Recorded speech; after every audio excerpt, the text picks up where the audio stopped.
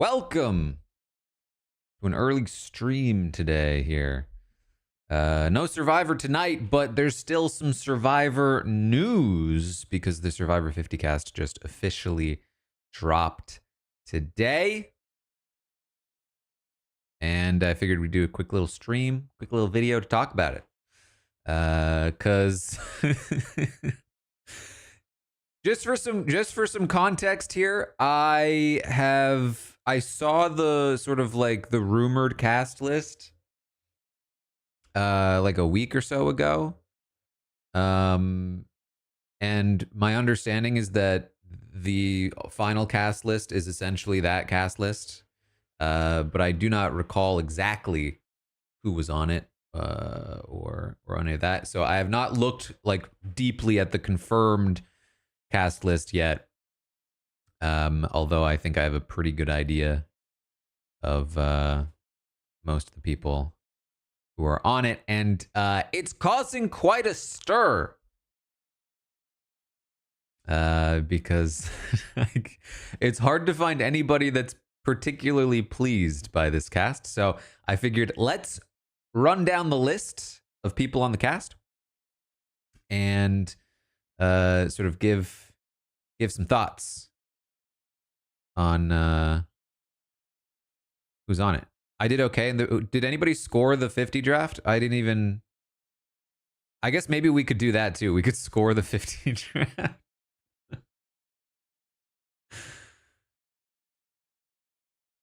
At least based on the 50 cast, it's going to be harder to do all the side bets with the other ones. All right. Miss Titan, thank you for the 60th month in a row. Brew with 15, M. Elliott with 5, Tara with 57, and Wiley with 34. Wilding with 10. Hornet, thank you for the 100 bits. Hornet with 57 months as well. Thank you. All right. Yes, one of the main things is that there were a lot of people in contention that were cut kind of in the final rounds, and ultimately we have a lot of new era.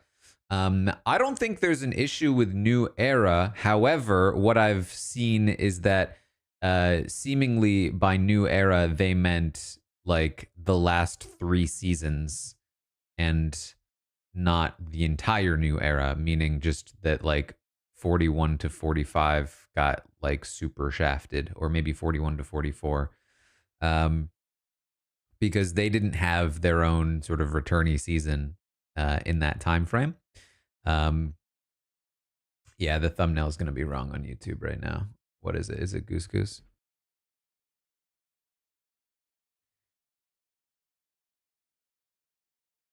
There are a lot of high profile snubs that people are disappointed about. What should I do for the thumbnail? Actually, I don't think I have a. I could try to throw in a Survivor-ish one, but I'm not reacting to an episode.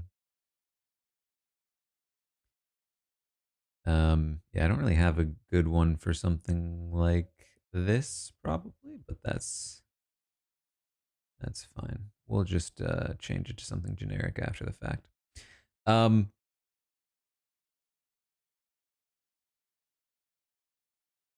Cambodia had 9 players from the previous 3 seasons. Yeah, so I've seen that. I've seen that the discussion about like, well, isn't this normally the case that there's some recency bias for previous recent seasons?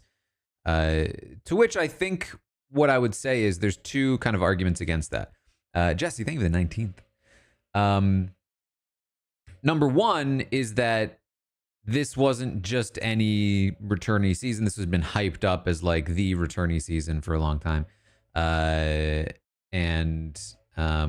You know, specifically, I think some of the messaging around the season was that it was going to be like a celebration of 50 seasons. It was going to be representative of the show across all seasons. I think, Jeff specifically talked about like not wanting to make it all just all the new players. Like he specifically wanted to make sure there was representation from previous seasons. So I think there was an expectation that it would not be like this. And then I think the other argument against it, and this one I think is even more damning, is that they haven't had a returnee season in a while.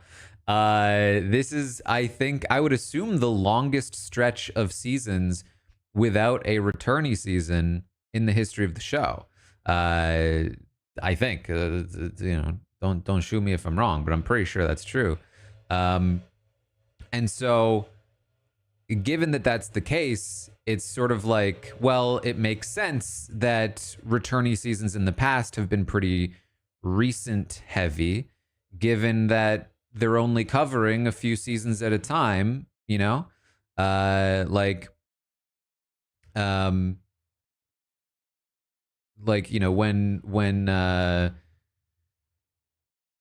you have a returnee season every 4 seasons, then stacking that returnee season with mostly players from the last 4 seasons makes a lot of sense.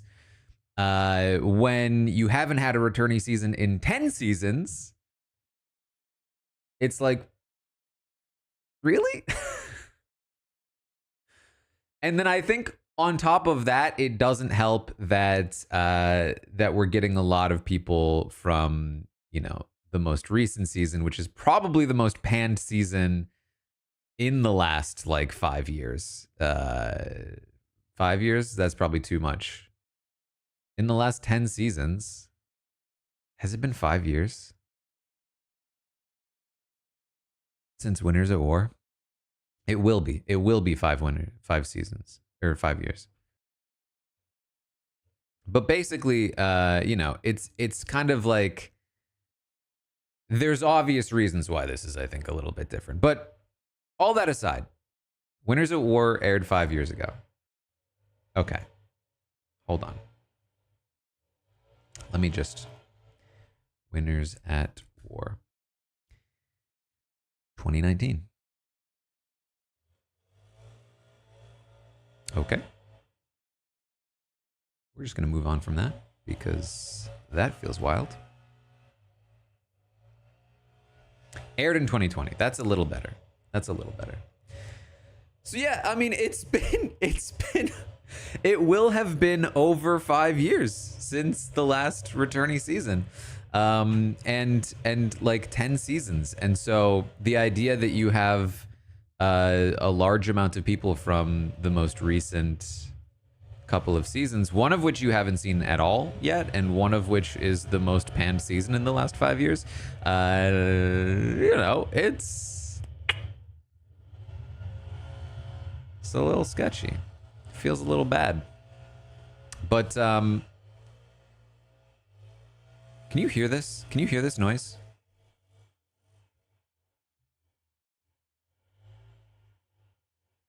It's quite loud. Give me a second.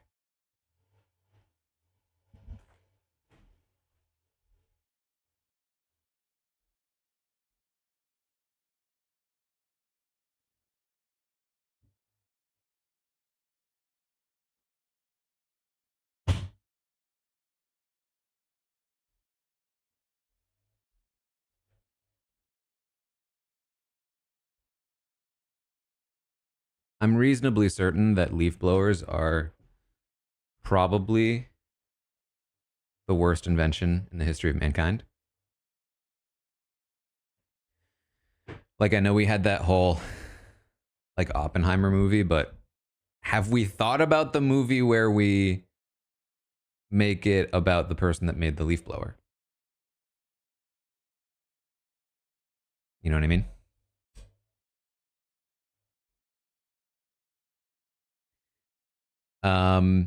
Okay.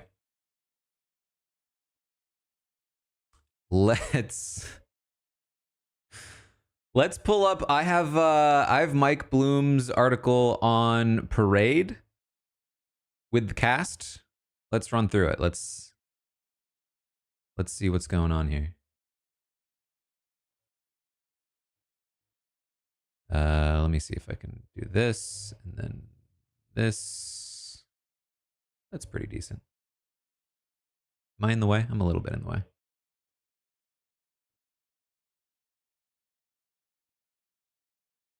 Do like a, what about like something like that? Make it bigger. And then also I'm slightly less in the way.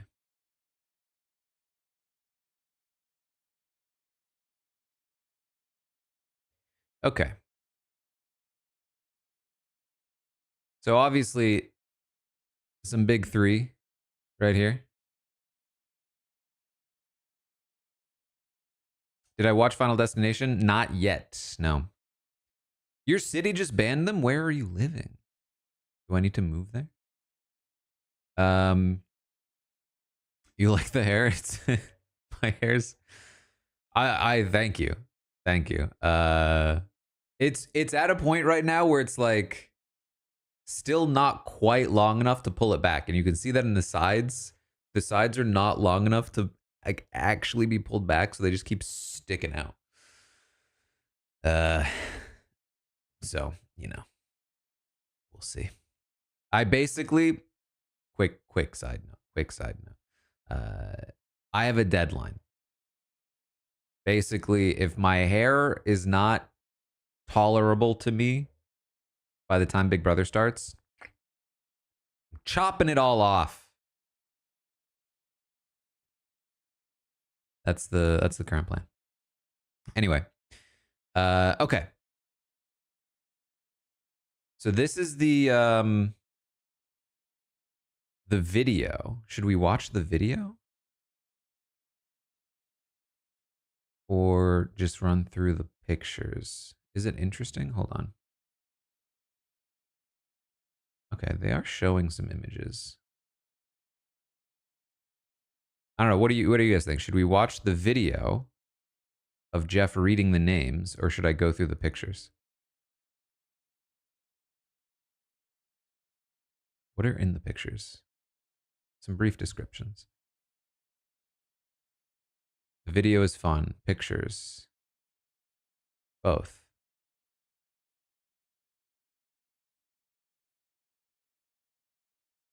Pictures first.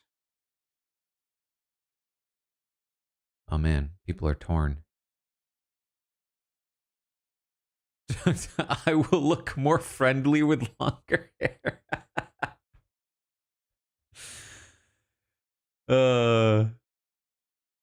You know, I can't say I've ever been told that I don't look friendly.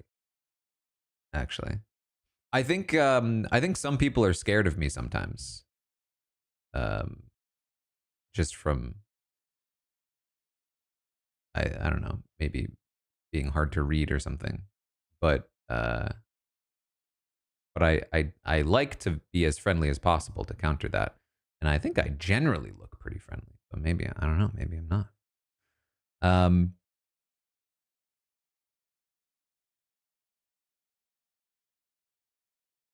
All right, let's do video.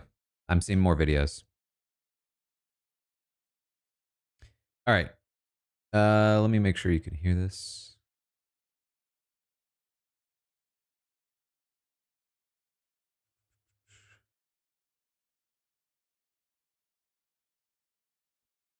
I'm excited to announce. Can you hear that? I think you can.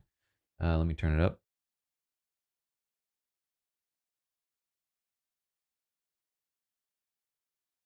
Who will be appearing in Survivor 50 in the hands of the fans. I'll read the names. From our very first season, 25 years ago, one of the original castaways, Jenna. Jenna. I have no problem with this.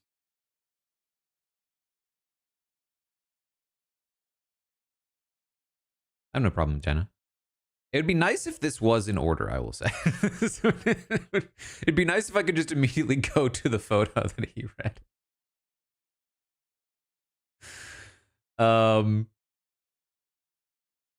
Does she still watch the show? I have no idea. I would say probably most of these people, I do not know what they're up to. I guess I could do a search. Here's Jenna. This is an old picture though. I want a new picture. If I wanted an old picture, I'd just look at the video.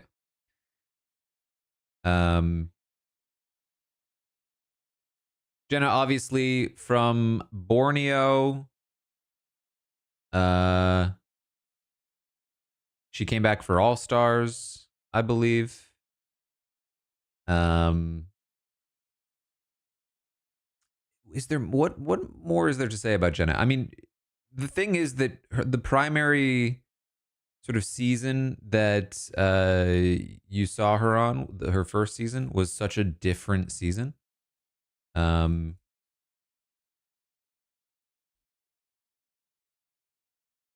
trying to remember. She just didn't make it very far. No, she did make it far, didn't she? In All Stars?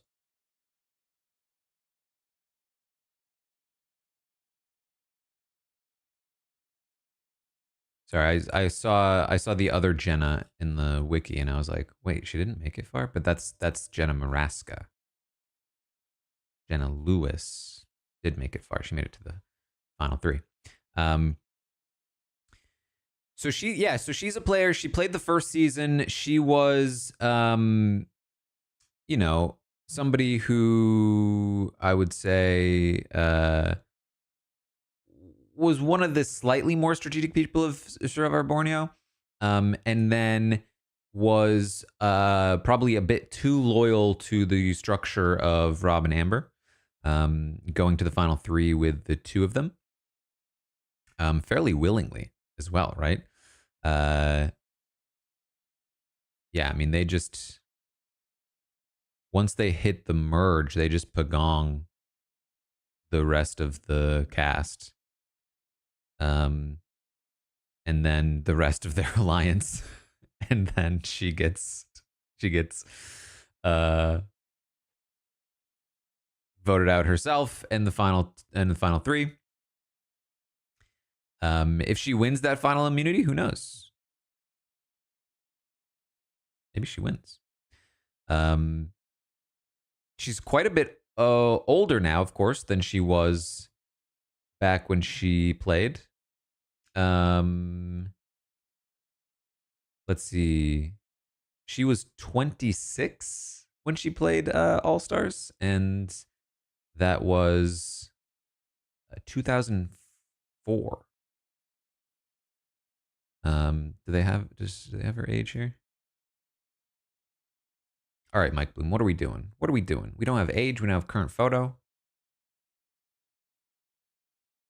You got to give me the info I need.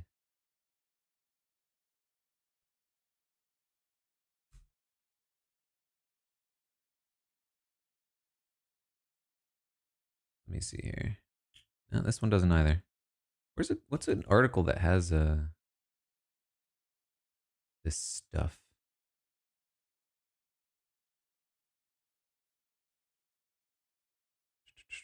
Nope, this one doesn't either. No pet peeves.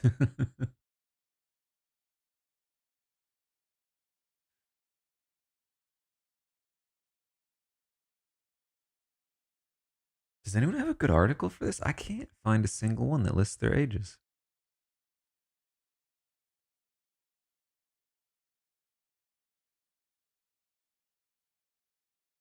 Jenna was on before pet peeves were invented. Here we go. I found one. She's 47. Yes, the people are correct. 47. I mean, it's not even that old. All right, so that's Jenna. I think Jenna's a great pick here. Perfectly happy to have Jenna on Survivor 50. I think nobody's complaining about Jenna. From season 2, Survivor's first All-American hero, Colby. Survivor's first All-American hero. Do we need Colby back on our screens? I mean, I'm not mad at it. I'm not like excited to see Colby. I think that basically Colby played in Survivor Australia, or Australian Outback, I should say. Colby, as Jeff described, it was the like all-American good old boy. He ends up taking Tina to the end rather than what was it, Keith or something, the person he could beat. He then loses to Tina. He comes back for All Stars, has, you know, a performance. Eventually comes back for Heroes versus Villains. And that was only, what, like 6 years later at that point, which is wild, by the way. And he was kind of washed. He wasn't dominating the competitions like he was before. He was getting outclassed by some of the newer, fitter dudes. And he did not seem to have like the drive, which quite frankly, maybe he never did, right? Like, let's be real. But what's strange is that like it's been much longer now. Colby is now 51 years old. And if he didn't have the drive, you know, 15 years ago, does he have the drive now? Like, Jenna, I can see trying to mix it up in the new era. Colby feels archaic in terms of the way that he played the game before. And he showed no real adaptation when he played in Heroes versus Villains. So it's like, where does he slot into all of this? And yeah, in many ways, that could be interesting. I mean, you know, a truly old school player in the game could be interesting.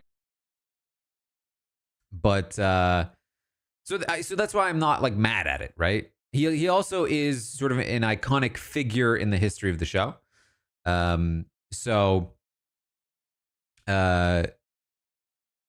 I think this is one of those spots I see people in the chat like, oh man, it should have been Jerry or, you know, whatever. I think those arguments are fine and valid. But for me, it's not like Colby is my first choice of person that I would choose to replace for another person like Jerry. You know, I'd sooner take out like I'm sure we'll get there, but somebody from the new era. You know what I mean? Like Colby is not the person I'm like the most mad about on this cast. I think at the very least, especially on a 24-person cast, like I'm kind of interested to see what Colby's up to at 51 years old. Like I'm not mad about that. All right. From season 10, the only player to ever be on a tribe of one, Stephanie. Okay, you know, I'll get to the pictures here.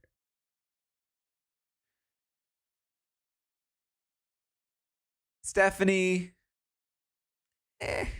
I mean, you know, again, it's pretty similar to Colby, honestly. She's kind of just like a person who was pretty iconic in the old days of Survivor.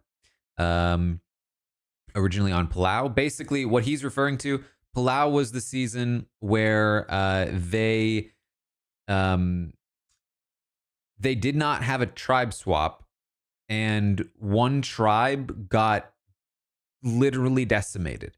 They lost every single challenge, and it came down to her and Bobby John, and I think they like went to fire or something to see which one of them would survive. She survived and went solo into the following season. She then played on the season immediately following in Guatemala. She did very well there, but ultimately lost the jury vote as the like one of the sole returning players. She then comes back for Heroes versus Villains, as many of the people back in the day did. And I would not say she had like a memorable sort of experience, performance on Heroes versus Villains. She was not one of the people I would say was like the stars of that season. I think she recently did like a snake in the grass, one of those shows recently. Something like that. Oh yeah, she was on Traders, wasn't she? She was on Traders. Oh geez, she was on Traders. I remember this now.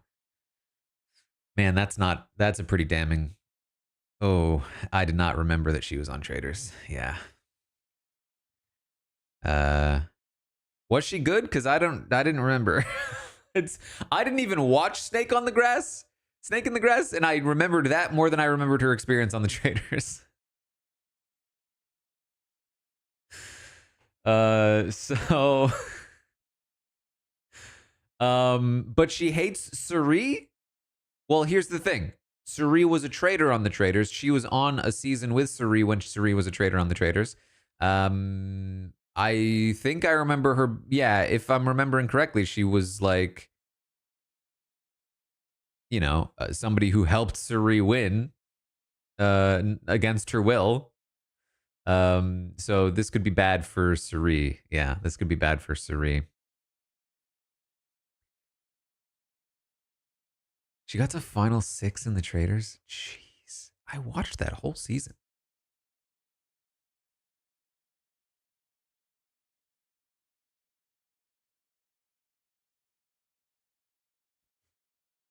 Yeah, okay.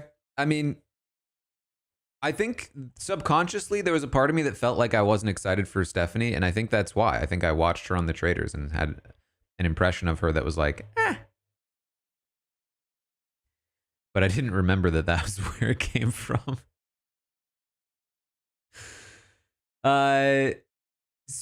Honestly, for me, Stephanie is one of those players that's like, sure, it's fine, but there are definitely other people, especially from around this era, that I'd be probably happier to see here. But if I hadn't seen the Traders, I'd have no issue at all with Stephanie. All right, let's see who's next. From Jeff. From season 12, she needs no introduction, returning for a record-tying 5th time, the beloved 5th Suri. time. Is that a record? Is she the only one to do 5 now? Or is she tying a record? Austin Rob did 5, right? Tied with Rob. Okay. And Aussie? Aussie's played 5 times. Cook Islands. Micronesia. South Pacific.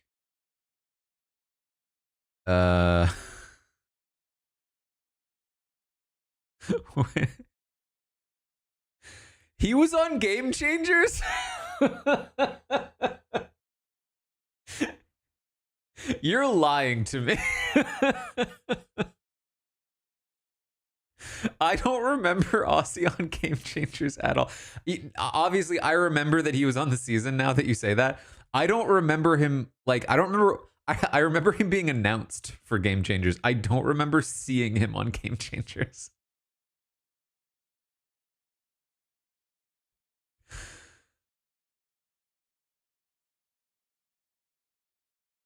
He made it so far.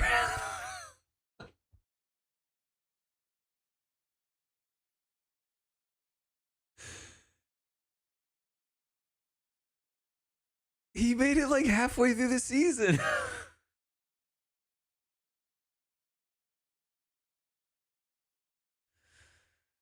Oof.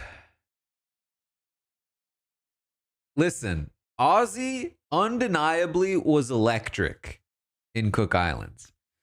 Then he had a memorable blindside in Micronesia. He had a heel turn in South Pacific. But quite frankly, like, his Game Changers appearance should have been it, I think. I think that's it.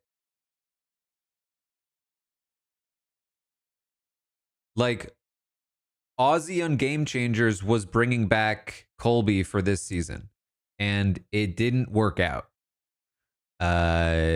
We don't need Aussie back. Right now, when you look at the list, Boston Rob, Cirie Fields, and Aussie as the other person that's come back for a fifth time, that doesn't feel right. It would have felt right, 15 years ago, but it doesn't feel right now. But we're not talking about Aussie. We're talking about Cirie. So obviously, there's been some talk about Cirie. Like, have we seen enough? And my answer to that is no.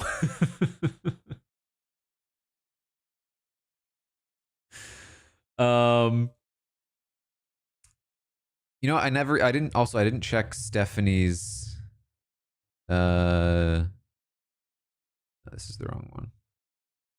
Stephanie currently 45. Cirie 54.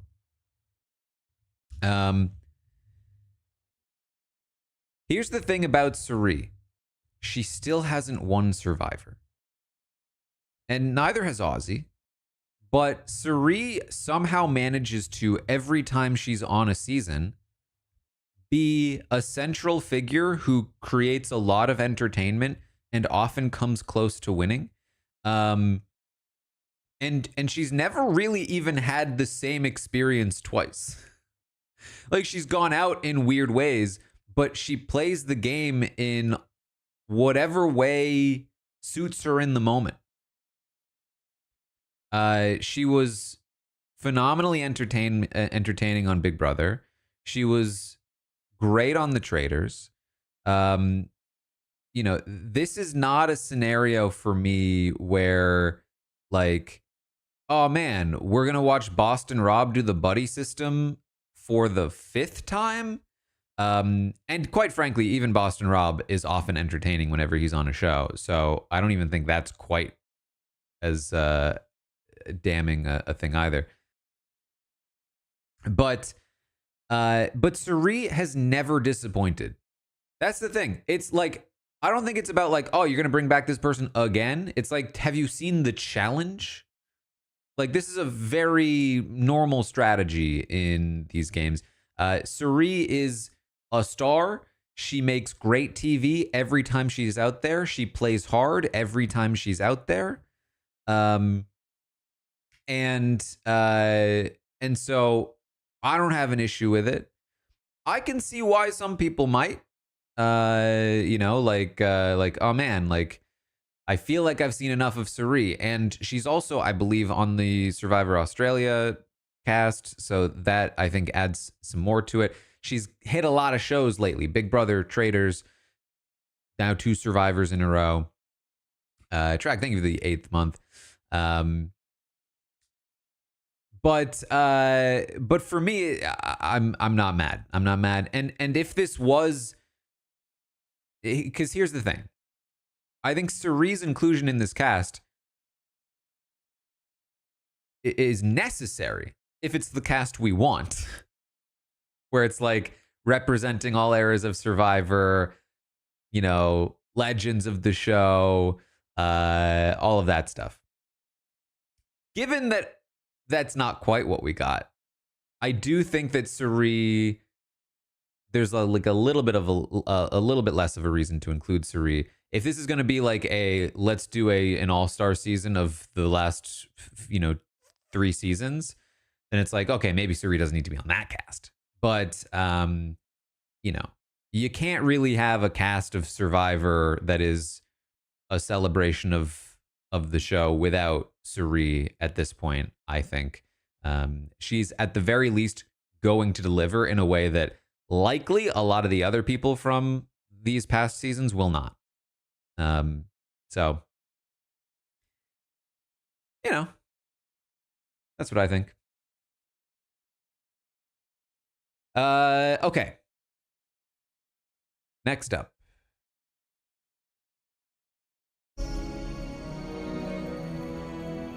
From season 13, the original Jungle Boy, also returning for a fifth time. Oh, there we go. Aussie. Aussie. We already talked a little bit about Aussie.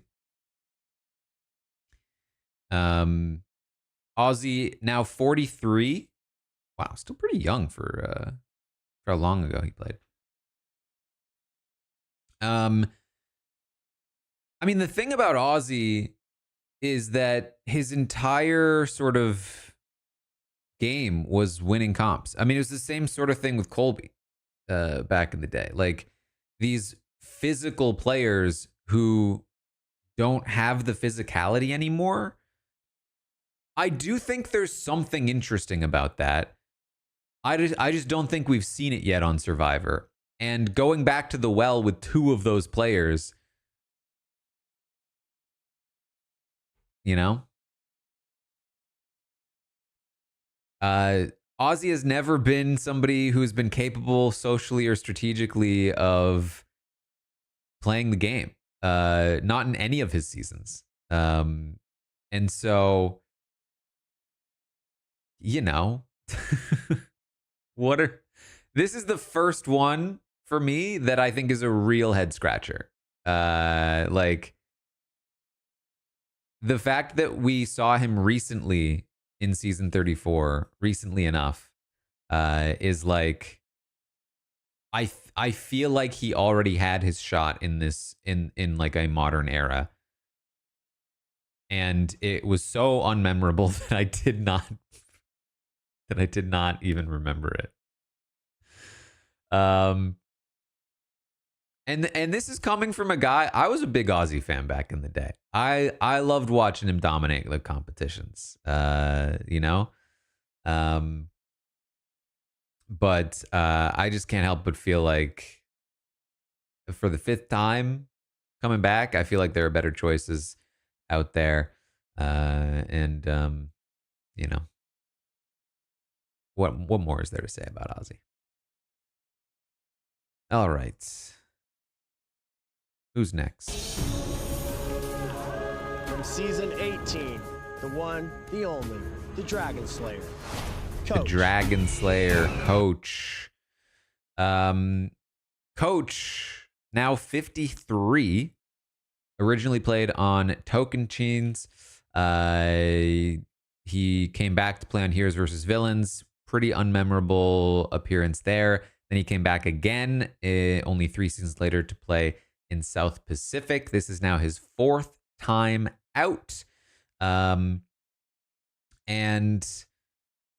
you know, yeah, I'm not that mad at it. I think that he is obviously an entertaining character. It's now been a while. What, like 12, 13-ish years since he last played, so that's quite a while. I just don't really know if there's a world where because here's the thing, right? We've seen him 3 times. One of those times he was a new player. It was very entertaining because it was like, who is this guy? He's wild. The second time around, he was on an all-star season and he was useless. Let's be real. Well, what did he do? What did he do in Heroes vs. Villains? He got voted out. He was surrounded by bigger characters that played the game harder, and he got totally drowned out. He did not fit into that cast. Then he came back for South Pacific, and he was a returning player on a cast of newbies for the most part. He manhandled Colby in the one challenge. Okay, that's fair. That's fair. But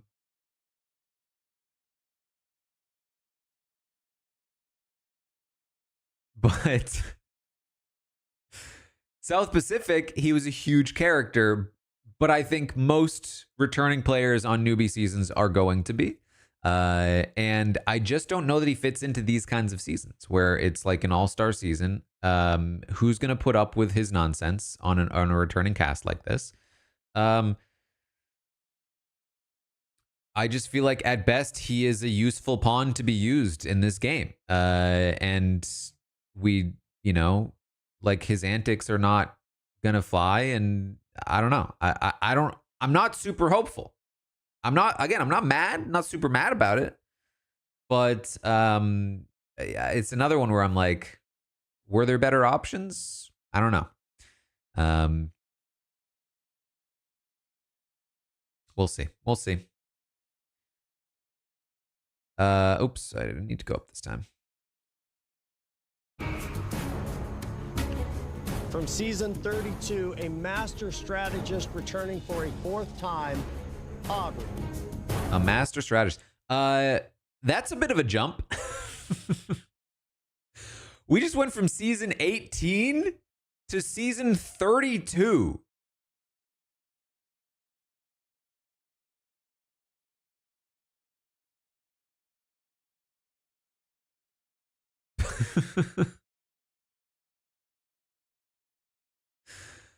For Aubrey, this is gonna be Aubrey's fourth go as well, which is wild.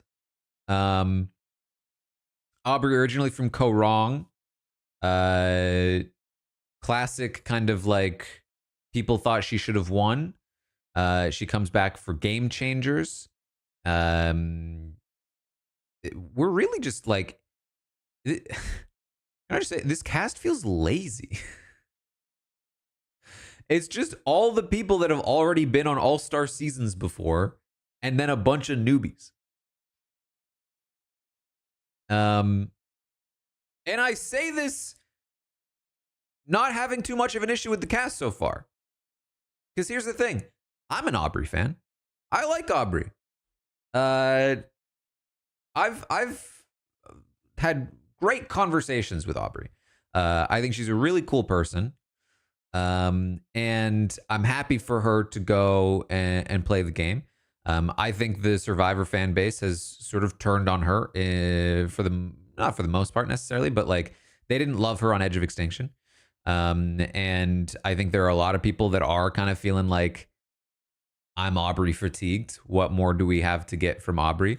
And I think that's fair as somebody that likes Aubrey. Like I feel like I've seen Aubrey on the show. Like I'm happy for her as a person if she wants to play again, for her to play again. But as a fan, yeah, I kind of agree. Like, what more do we have to see from Aubrey? I don't know. I hope we see more. But yeah, I don't know. I feel like there should be plenty of options.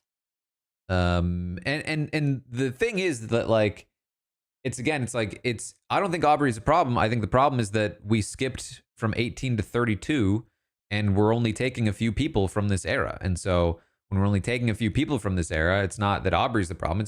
It's the limited slots are a problem. When there's 24 people on your cast, you should be taking Aubrey and more. You know what I mean? If you don't know Aubrey, like I said, she was sort of a surprising front runner of Korong. She got beat by Michelle.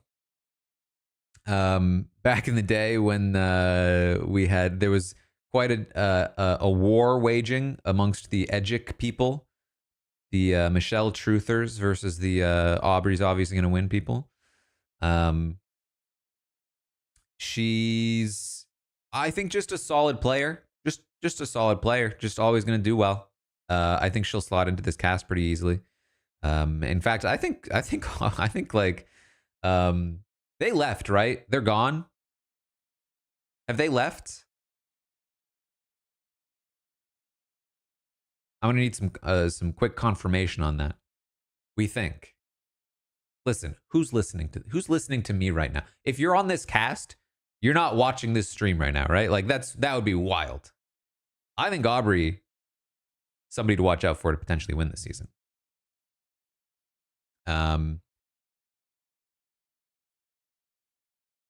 Because who's looking out for Aubrey? She's very friendly. She's very easy to get along with. Q, that's fair. Q might look out for Aubrey. That's actually so true. And I might need to retract my statement.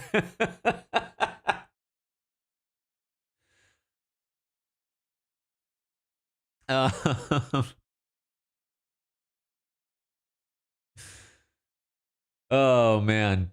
I would be worried a bit about the potential lack of pre-gaming, but the thing is, I think that she fits in pretty easily with both the old schoolers and the new schoolers. I think she is a fairly memorable player, but not one that you're like super scared of. So I think she will probably have options. But you're so right. If Q starts just trashing her name, that could be pretty deadly. Aubrey now 39 as well. All right. Next. From season 35, she made it to the final 3 the first time she played. Been waiting nearly a decade for this second shot. Who is this? Chrissy. Chrissy's a good pick. Chrissy's a great pick. 0 notes on Chrissy.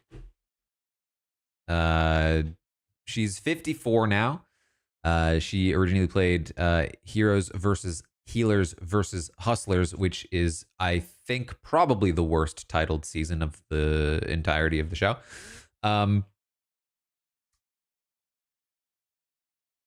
A lot of people feel like Chrissy was robbed.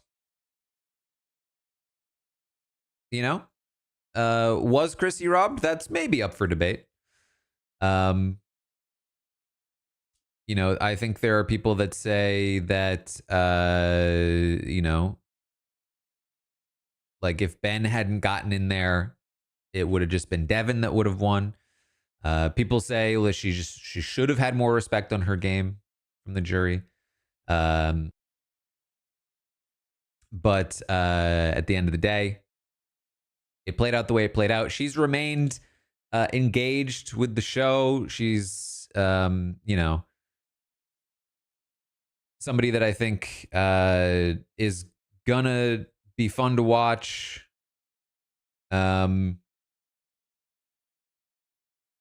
Just a solid pick. I wonder where she stands in terms of like connections, but is she likable enough to win a jury? I think so. I think Chrissy's a very likable person, quite frankly. You know, having seen her both on the show, in person, talk to her like in podcasts. I think she's perfectly capable of winning a jury vote. And I think that also like her reputation precedes her at this point as well. Anybody that remembers her from her season, she kind of represents like everything anti-fire making. So I think she gets some cred for that, but not in a way that it would make her a threat. So I'm looking forward to seeing Chrissy play here. Next up. From season 37, he's stepping out of the robotics lab and back into the jungle. Christian, I mean, come on. That's my guy right there. Christian Hubicki. My number one pick to have been on this season. I mean, it's just a slam dunk, right?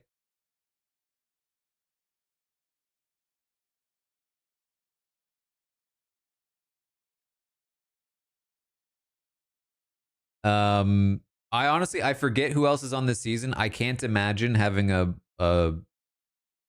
deeper rooting interest at this point. It's like given that Rob Sesternino is not on this cast, I can't imagine not being all in for Christian. Tilly, thank you for the 34th in a row.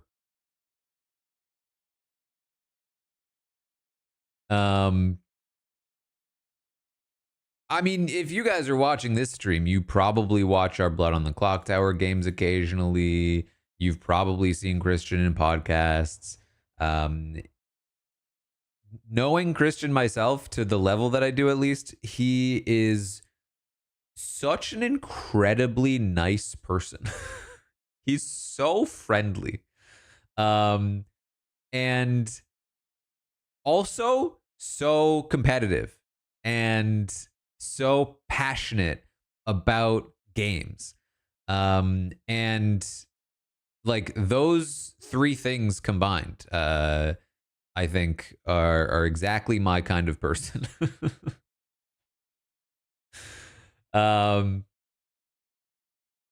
He just loves analyzing things, thinking through different strategies. He's super easy to get along with.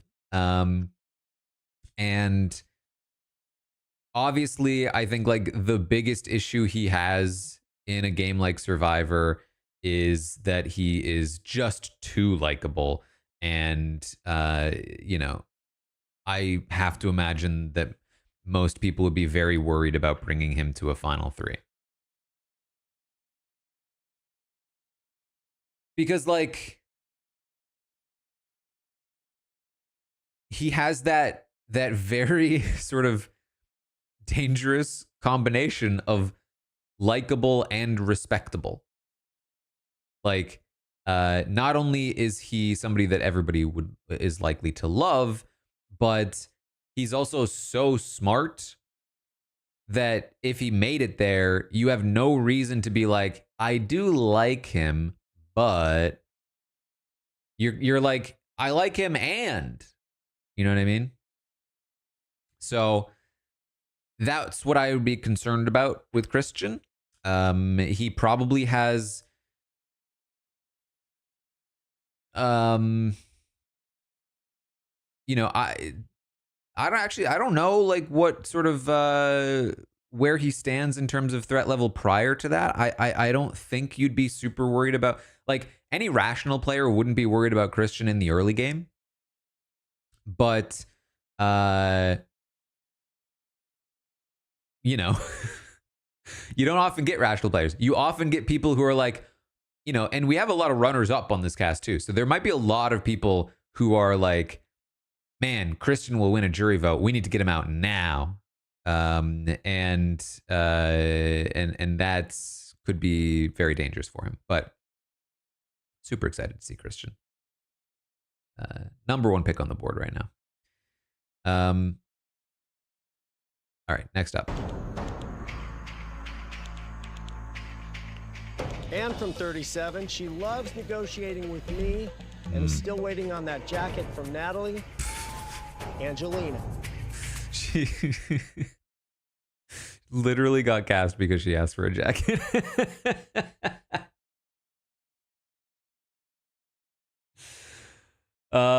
Angelina, she was another slam dunk to be included on this cast, or any returning cast. Really, that's the thing too. Not only is this, because I forgot about this, because I said this is the first returning cast in 5 years since Winners at War. That's not even really true, right?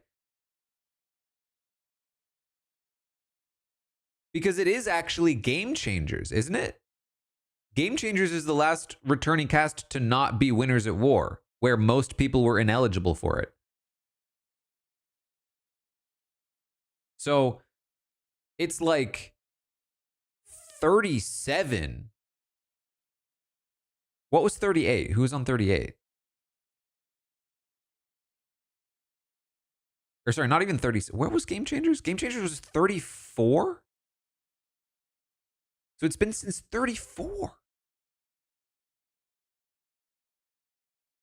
38 was Edge of Extinction. Okay, Edge of Extinction. No, you're right. You're right. Edge of Extinction I would count as a returning season to some degree. But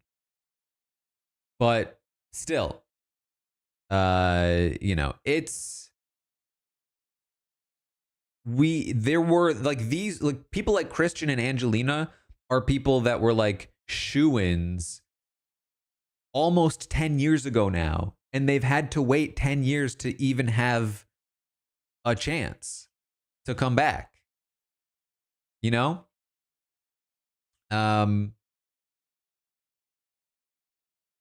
So obviously Angelina's a great pick. It's just like this should have happened sooner. None of the Edge of Extinction returnees were from post Game Changers. Okay, so the point stands for sure. Then even Edge of Extinction didn't represent those seasons. So, but yes, Angelina now 35. Just a firecracker. Just was very entertaining on the show. I honestly have no idea what to expect from her on a returning season. Having it's now been 7-ish years. I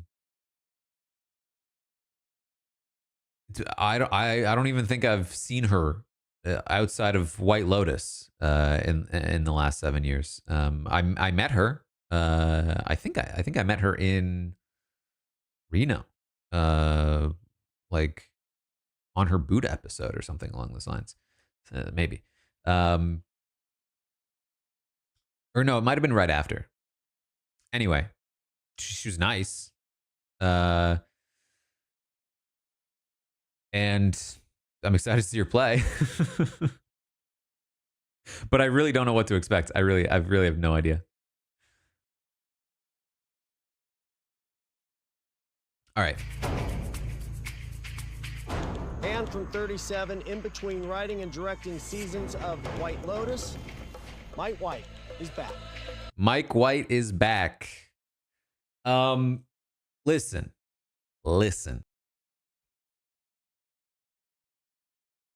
This is the one I'd seen rumors. I wasn't sure if it was true.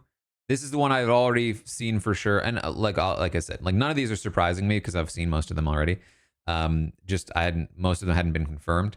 Obviously, I think Mike White is like on the cover of this. So it's like, oh yeah, clearly Mike White is playing. I've seen a lot of complaints about Mike White's inclusion, and I think those complaints are totally valid. However, unfortunately, there's no world where I can complain about this because it's such a slam dunk for Survivor production. If Mike White wants to play again, there's no world where you can tell him no, given the success of White Lotus.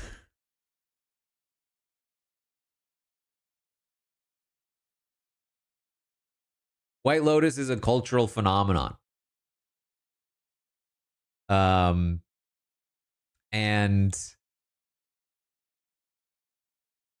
a respected TV show.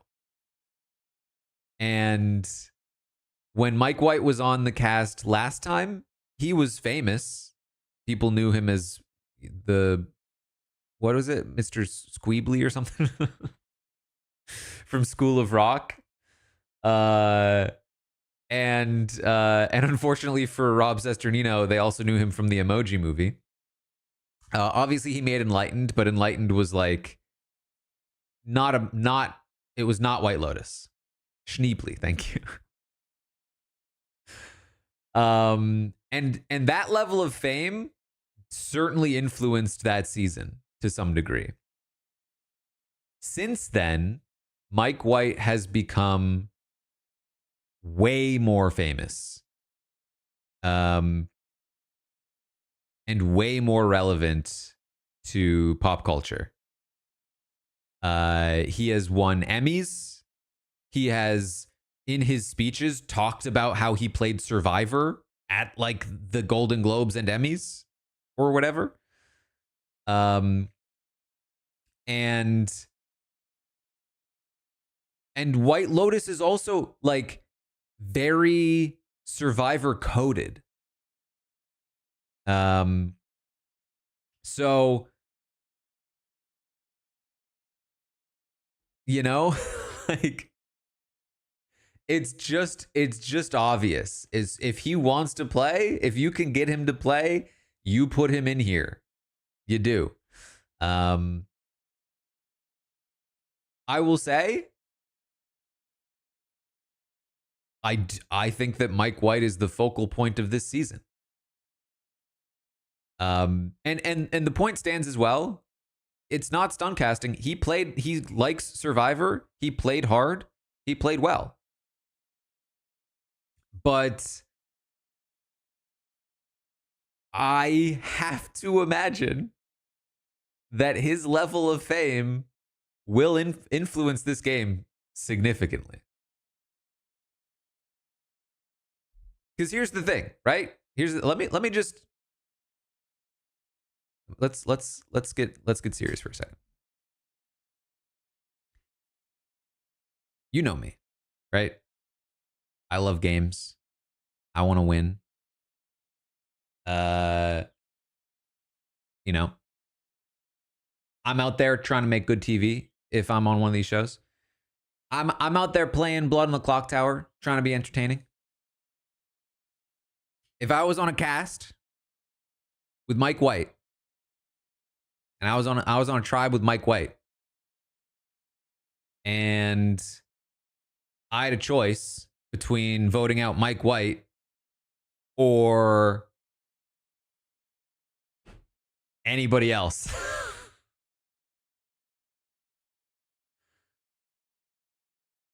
I'm going Mike White, buddy. I got you. You know what I mean? Like, why wouldn't I?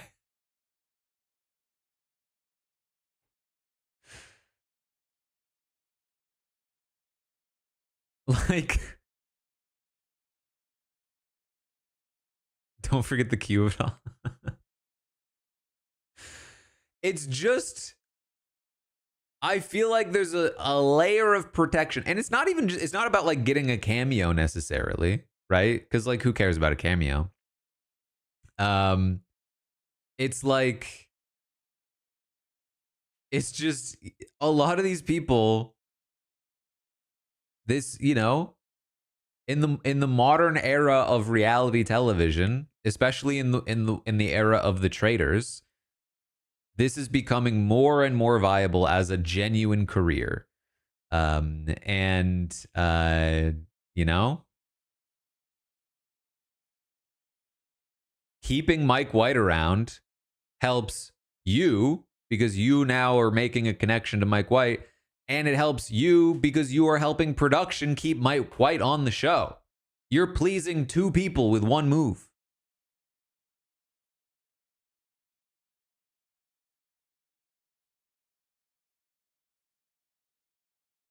Now, listen, am I going to sacrifice my game for Mike White? No. No shot. That, like, if there's a choice, you know what I mean? So I expect Mike White to be around for a while, is what I'm saying. And the other thing that people have talked about is like, well, obviously Mike White's not going to win the game. Mike White's not going to win the game. Nobody would vote for Mike White in the jury, right? To which I would say, if I'm on the jury,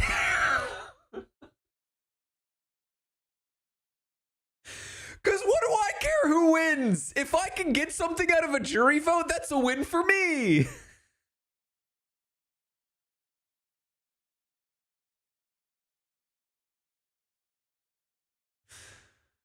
Normally, I would say, I want to make a good season. I want people to like my season. But I've already played in this situation. I'm already somebody that people like from a season that is good.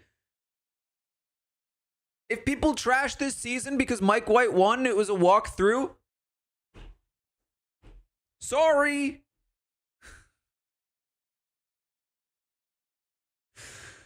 And you know me. Almost any other scenario, that's not what I'm saying. This is a little different.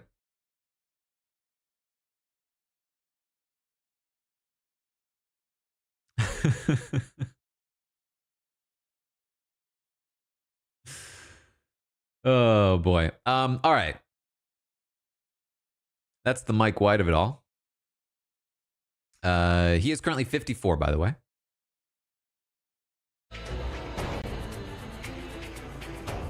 From season 38, Survivor's favorite newscaster, Rick Devens. Rick Devens. I think this is another one that some people are mad about. I'm not mad at Rick Devens. I'm not mad at Rick Devens. Why be mad at Rick Devens? Was I a fan of Rick Devens? I wasn't. I didn't enjoy that season very much. I didn't enjoy the Rick Devens show. But I get it. He's entertaining. He's fun on the show.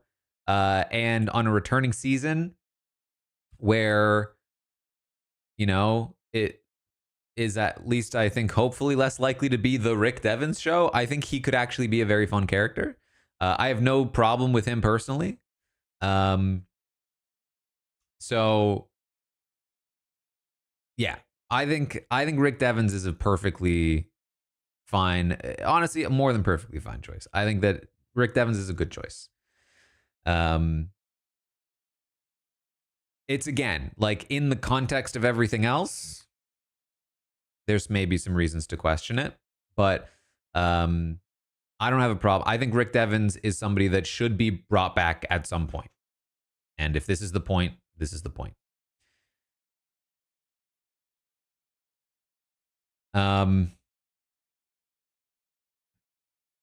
Basically, if you didn't know Rick Devens, he is now 41, by the way. He returned to the game in Edge of Extinction post-merge and went on a bit of a run where he was like finding idols and just like winning immunities and playing hard and narrating the season. And they basically used him as the ultimate red herring for Chris to come in and sweep the win away from him at the last second. And the most super fans were pretty frustrated by this, myself included, quite frankly. But I think he does remain popular with the casuals. So yeah, I'm not mad at it. Not mad about it.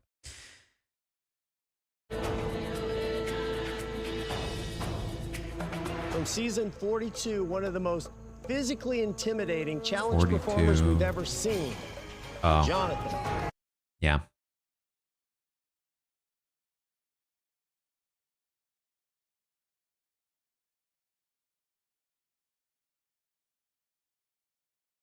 I'd be more okay with Jonathan if we didn't also have like Aussie and Colby.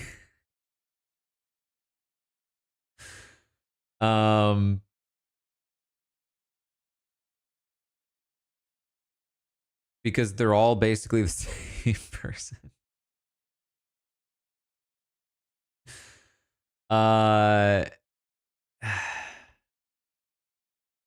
Jonathan, he's 32.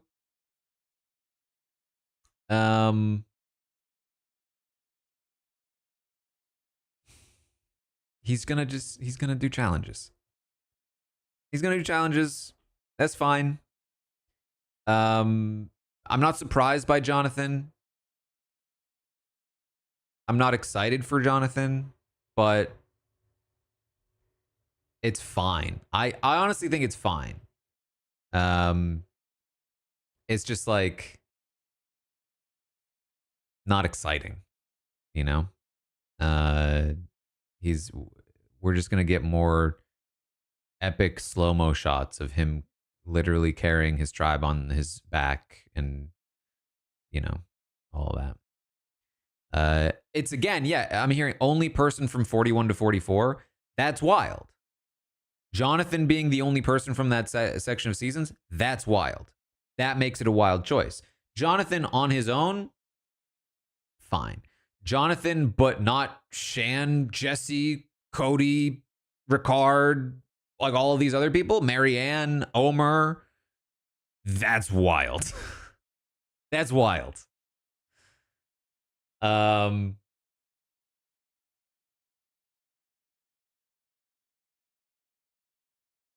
So, you know, in context, I don't like that choice. But judging Jonathan as a player by himself, fine. He's, you know, he's like a statue, you know?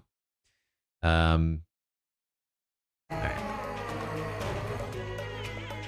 From season 45, one of the overall most dominating players of the new era, the winner of 45, D.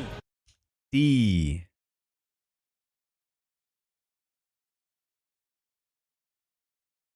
I'm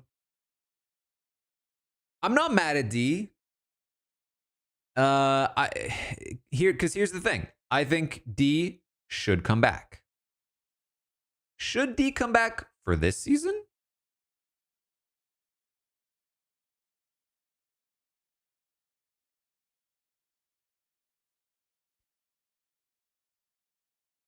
If this was Legends, right? If this was represent all the eras, Legends season, obviously you include D. If this is sprinkle in some people from the past and then let's load it up with some new people, I don't think D needs to be there. I think D deserves a better cast. Quite frankly. It's like we're trying to have our cake and eat it too, and I feel like the mixture, the going halfway in both directions is not working.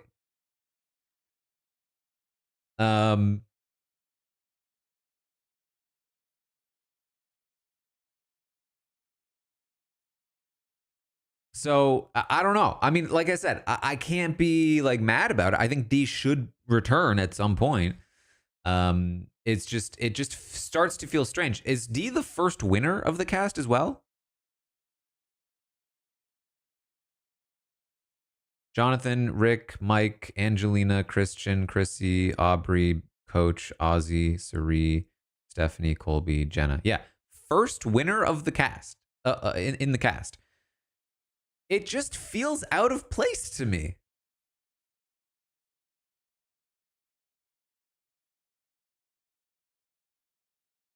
I don't know.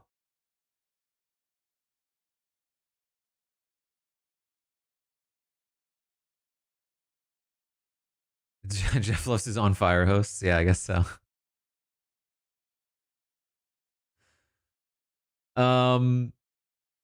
I mean, I agree with Jeff. I think she is one of the more dominant winners of the new era.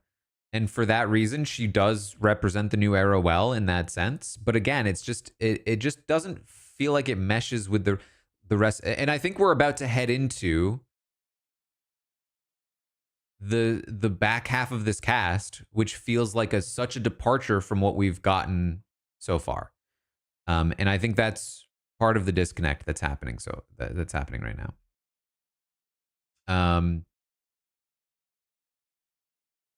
So, you know, then the question is like, how does D do here? And quite frankly, I'm not sure.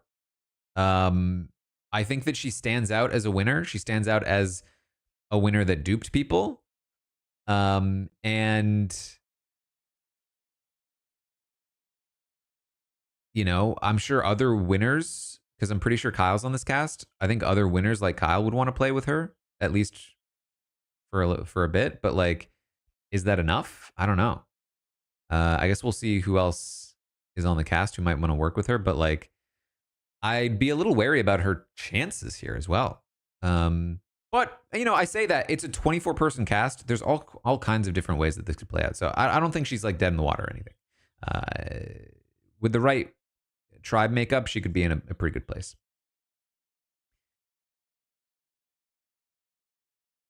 Next. Also from 45, she went from being abrasive to being embraced by tribe mates and fans.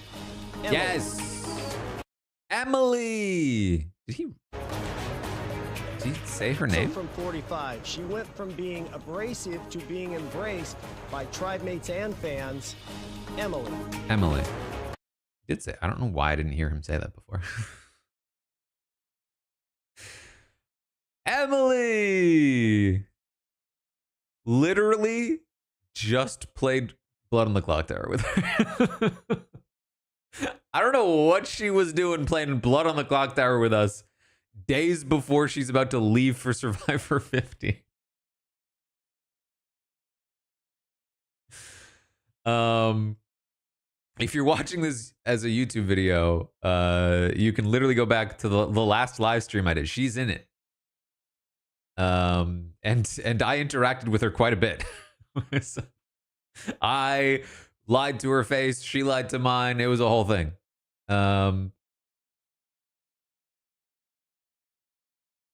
She is 30.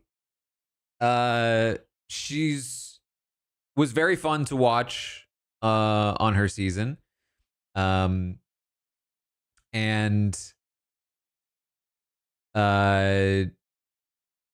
she had this like weird arc where they like portrayed her like this like social outcast who then sort of like found her footing. Having interacted with her playing Blood on the Clock Tower, seeing her in podcasts, I don't really know where the social outcast thing came from.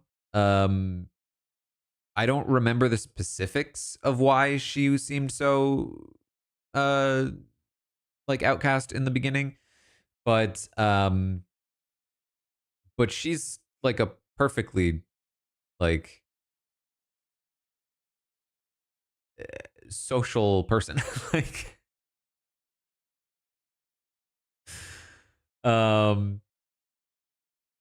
I think that yeah, maybe she like is, yeah, I guess I would say that like she's pretty happy to just like, yeah, be blunt. But not in a way that is like disrespectful or I would say abrasive. I don't think she's abrasive. But maybe if you are like somebody who maybe has like a fragile sense of ego. Who knows?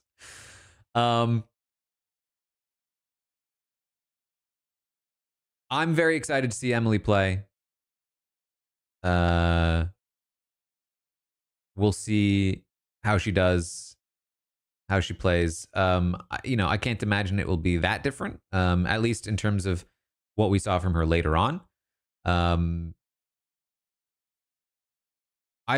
curious to know what kind of threat level she has in the game. Yeah, First Officer Blunt. I would assume she works with Christian if she has the chance. Given that they've, you know, played games together in the past. But listen, I'm not the person to come to for like who's got what connections. I'm sure all these people have all kinds of connections that may or may not be on camera for streams or podcasts. But yeah, I'm super excited to watch Emily play, and I will very much be rooting for her here. All right.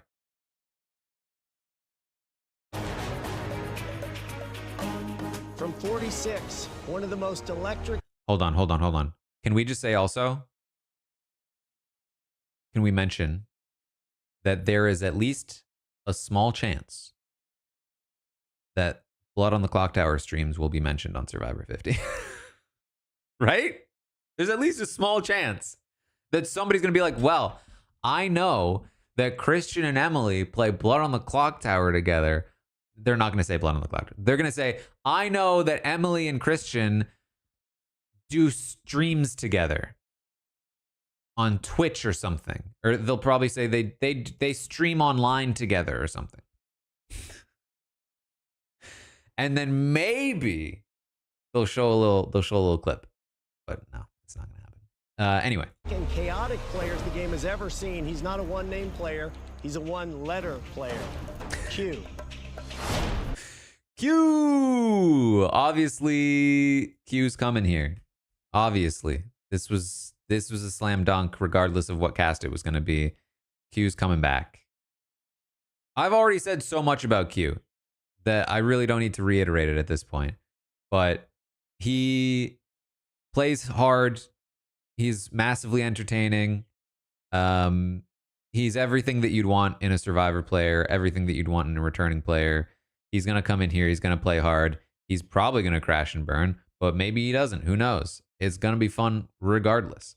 So really not much more to say about Q. No complaints. This Q is an obvious choice. And from 46, at times she played with Q, and at times she wanted to pull her hair out because of Q. Hold on. Sorry. Quick update. I'm older than Q. We just have a moment of silence for this. Q is 31.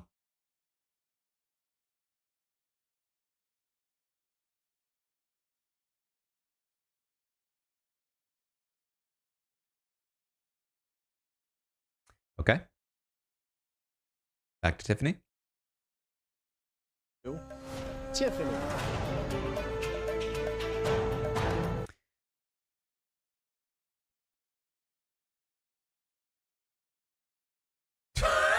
I searched for Tiffany and it brings up Q. Come on.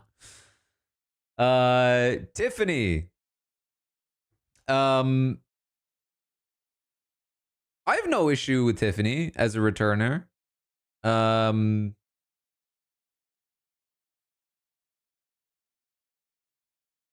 It's just like, does Tiffany fit into this cast? Would she have fit into we're mixing two different kinds of returning casts. One is like your normal, every 4 seasons we do returnees. Let's get all the big names from the last few seasons. In that cast, Tiff is a great addition. Another is, let's do a cast with Colby and Aussie and Suri and Jenna and all of these people. And in that cast, it's like, is Tiffany the right call here? She could be. I think she still fits into that cast. She's just one of, I think, a bunch of potential picks that are like, well, we're getting a lot of these players that are like, showed promise, entertaining, perfectly fine as a returning player. But how many of them in this short, brief section of seasons are we going to get? Tiffany, definitely somebody I would look out for as a winner candidate. Yeah, for sure. I think she's going to have a low threat level compared to most players out there. She's very capable. And unfortunately for her, she's coming in with Q, though.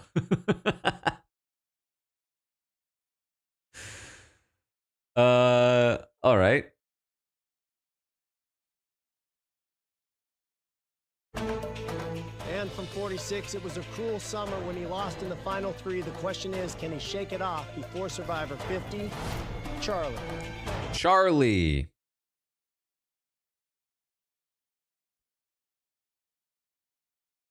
Charlie Davis. 27 years old. This is another one. It's like there are two ways to look at it. One way is without context. Without context, yeah. Charlie should return. He had a memorable loss. He was good on the show. I'm not mad at Charlie coming back. The other way to look at it is with context.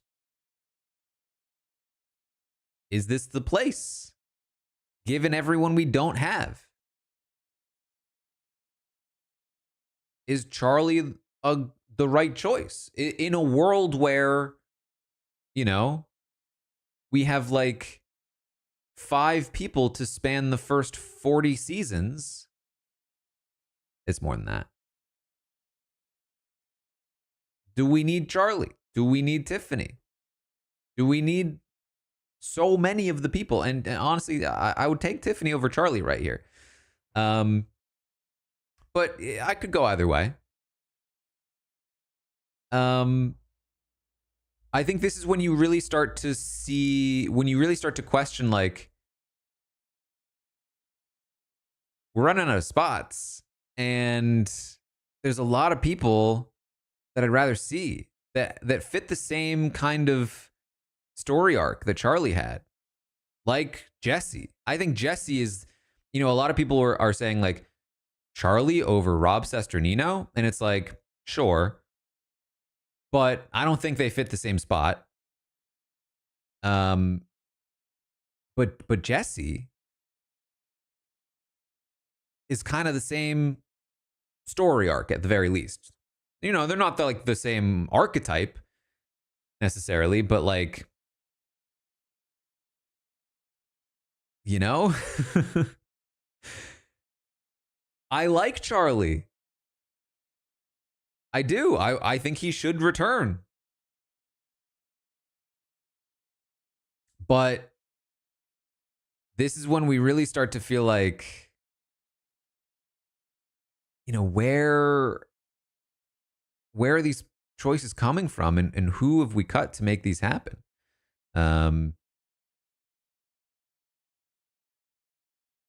So again, the thing is, I like Charlie, and I think that he should return, like I said. And I think it's probably a good thing that these people all left.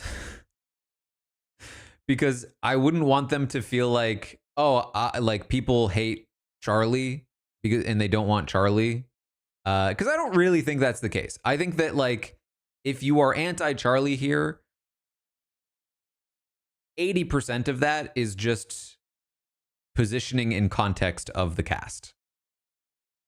And I think it's entirely fair criticism. But I think that most of it is not directed specifically at Charlie. It's more so just what he is representing at this point in the cast reveal. You know what I mean? Yeah, the people that got missed. And something else that I've been seeing is like the demographics of the cast as well, where, like, you know, they're not quite hitting where they were supposed to be hitting, you know? And that also is a bit sketchy. They did not hit, according to what I have seen, they did not hit the 50% BIPOC quota or pledge. Which, yes, so this is a thing. It hasn't been talked about a lot, but they did quietly retract the pledge around when Trump got elected. So you know, that doesn't mean they won't hit it in seasons, but very clearly, like, it is not as much of a priority. So, you know, my hope is that, you know, come Big Brother 27, we don't have to talk about this, because I can't imagine them, you know, wanting to make a big deal out of it, but we'll see. Anyway. Next. From season 47, she started the game playing with no emotion, then realized emotion was the key to her game. Genevieve.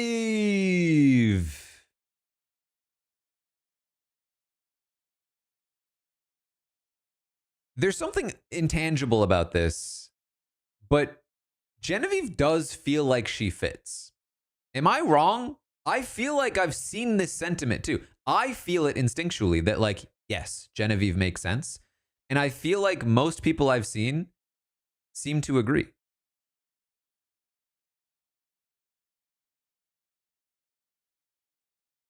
Certainly, you could look at the cast and you could say there are all kinds of other people that maybe should have been chosen here. But, like, it just kind of makes sense. She seems like the kind of player that would be chosen in this spot in both kinds of seasons. I think this is the key. I think that in a season where this is in every 4 seasons returnee season, she's a pick for that. And she's also the kind of player that would have been slotted into a bigger season, like a Kelly Wentworth. You know what I mean?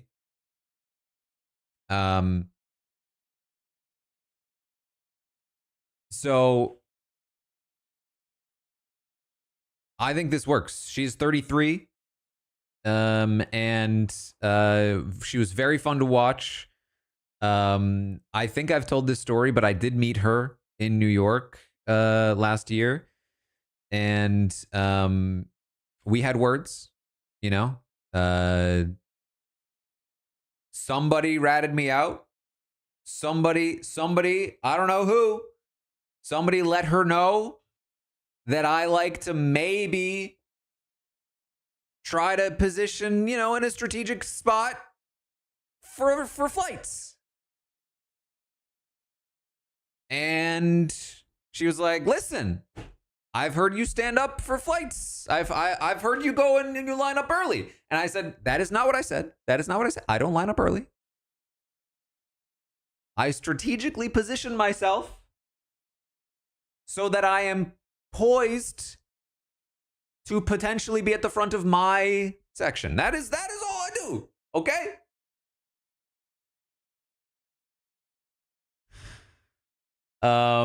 She was super fun to talk to.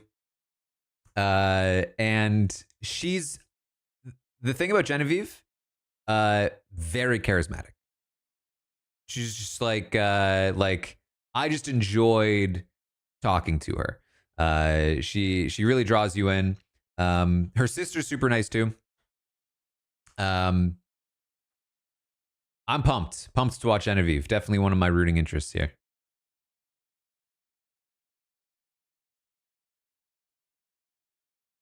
All right, next. From 48, she came into the game with a lot of self-doubt and emerged an assassin. Camilla.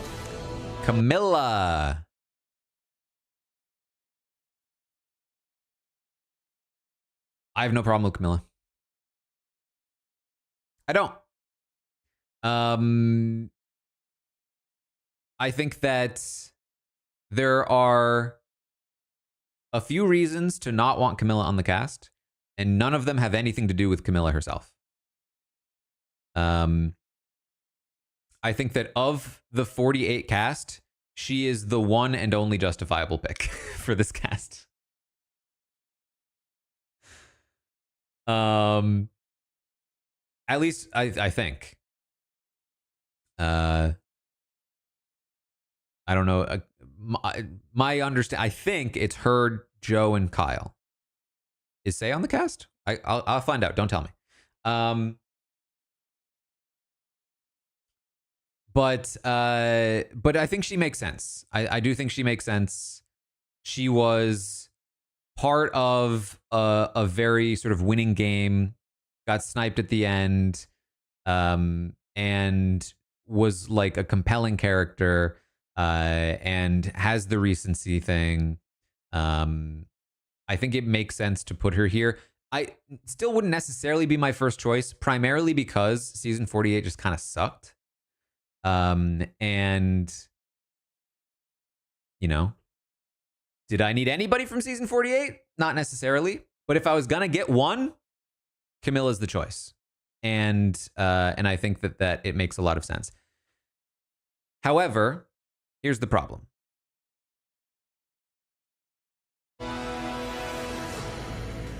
From 48, he's cunning, athletic, and charming. The winner of 48, Kyle. Camilla and Kyle is a problem to me. Because I like them both. But I very, very much want to see them both play individually.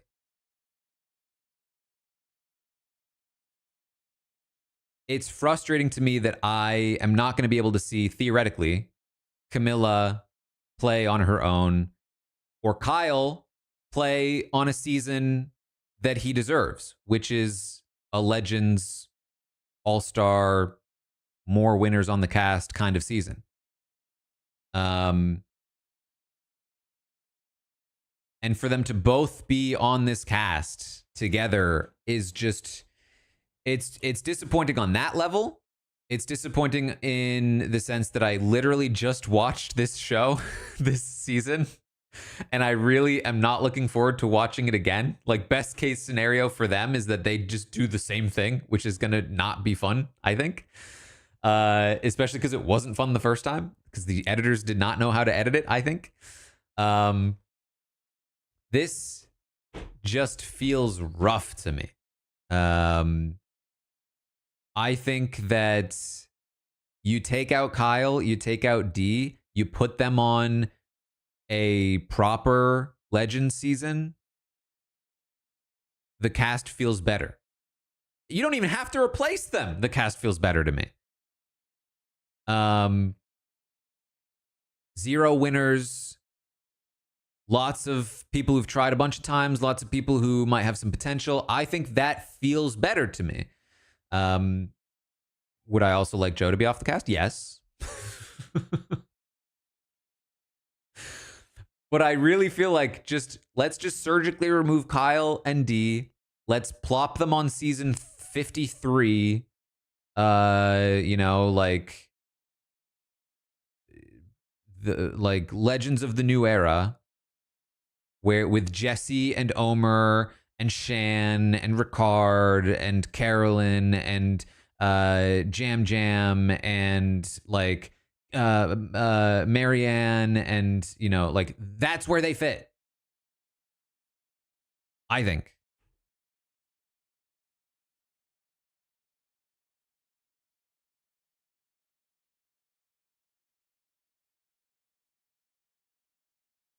I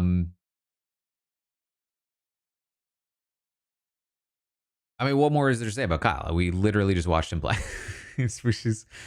We literally saw Kyle's, I think, best case scenario. And it wasn't it. This is my thing about, because I don't think I've talked much about season 48 since the finale. But I feel like since the finale, we have heard more about the season and the way that it was actually played out. And quite frankly, the point that like Joe was never really that much of a winning contender. That it was always like Shaheen was right. Shaheen beats Joe. Kyle beats Joe. Camilla beats Joe. Mitch beats Joe. Like Joe was just getting trounced. He was getting wrecked in that final tribal, no matter what, basically. So, what was that edit? You know what I mean? Like, why did we edit the entire season on basically a falsehood?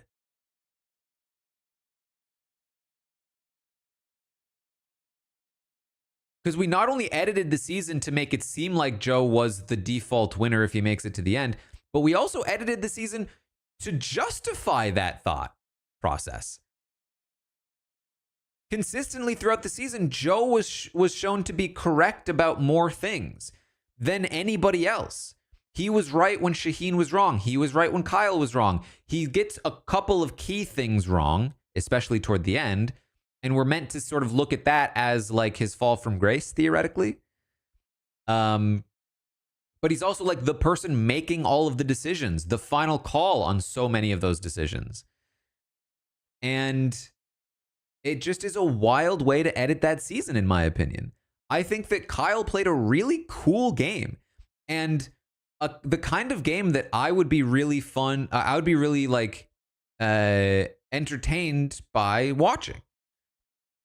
Like me particularly, I love the idea of somebody going in, having like a secret alliance, using a secret relationship to benefit their game, using a meat shield in a guy that claims honor and integrity. I mourn for my own experience watching Kyle's game because I think it was a really cool game, and I don't feel like I got to watch it in the way that that like helped sort of do it justice. Another part of it too is that apparently like him and Camilla, they weren't even that tight. They were like a strategic connection, more so like he was tighter with Joe. That was the truth. But like that's not really how they showed it to us. They showed it in a different way, in my opinion, and it just was frustrating. And so it's like, if that's Kyle playing really well, do they even know how to edit Kyle? You know? And if we're including both Camilla and Joe on this cast, clearly production seemed to like the result of what they got. We're just gonna do the same thing? And obviously it's not gonna be the same thing because it's not gonna play out the same way, or at least you'd hope. But like, I think that's where like a lot of frustration for me is coming from.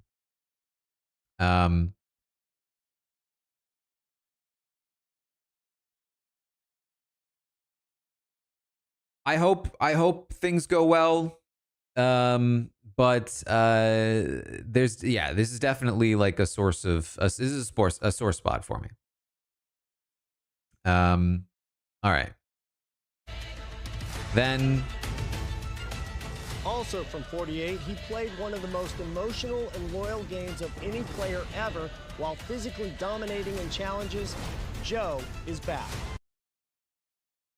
I'm sorry, what? Did he just call Joe one of the most loyal players ever? We're talking about the guy that betrayed most of his alliance on false information?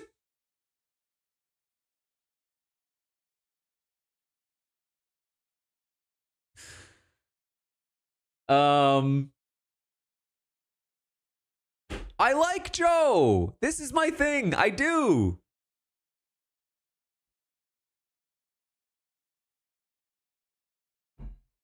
I liked his relationship with Eva. I think he was a little bit insufferable at times, but that's fine. People can be insufferable. The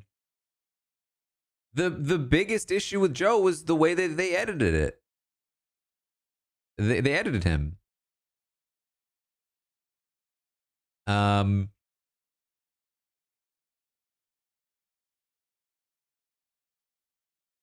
I mean, does he come back and change things up and not talk about honor and integrity?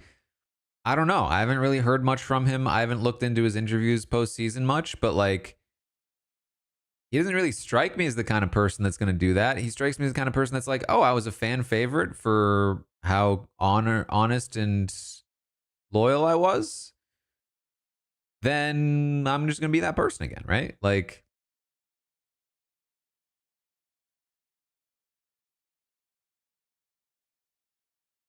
he said he would be aggressive with Rob. Okay. Okay.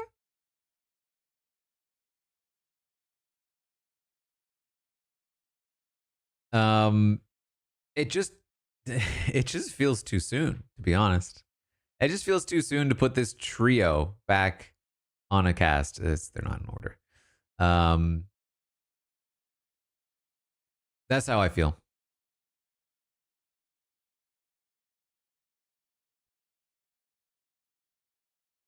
Especially again, it just comes back to this, like, I just don't think this trio fits. I don't think the trio fits on any cast, quite frankly.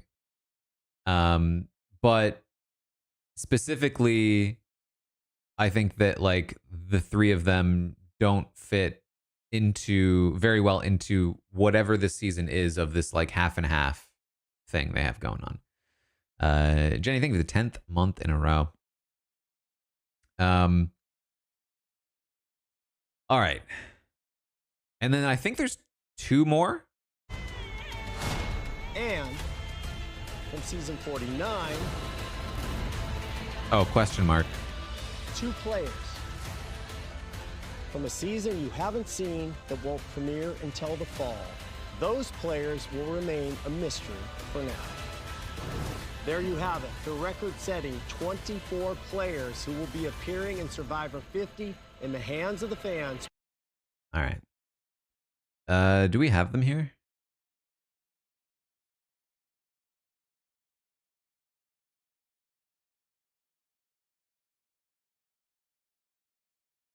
Doesn't look like it.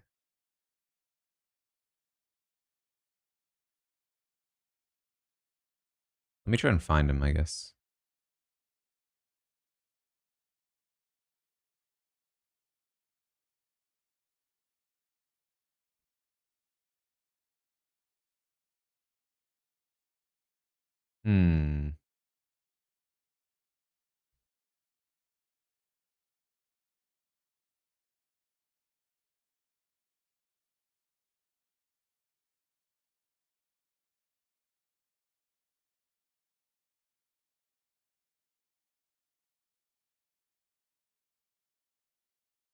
I guess it doesn't matter. I can't find the photos.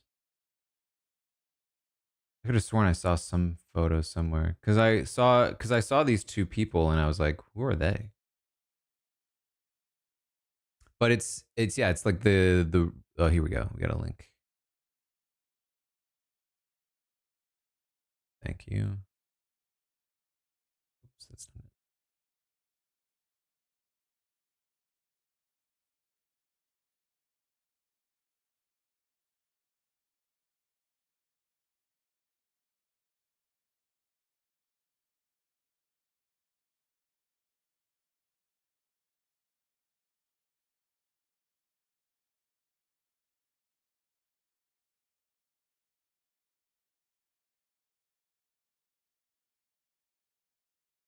These two.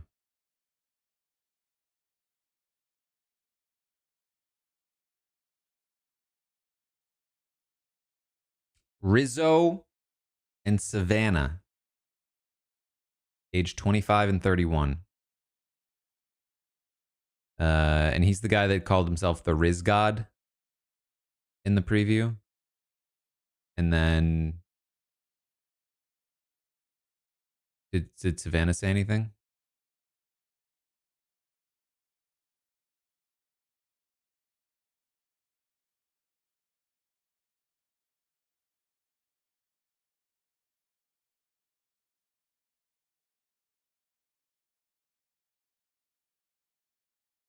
She wasn't in the promo.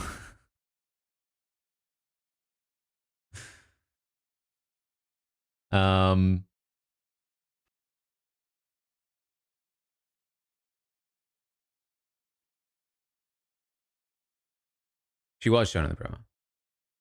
I mean, obviously not much to say about them. I have no idea what they're going to be like. I think, listen, I can't complain about them because I don't know what they're like. You know?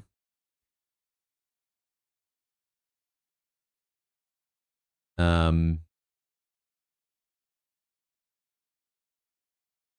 going to go first in the draft now. I mean, it's a good question. Are one of them likely to be the winner? I feel like I doubt it, to be honest.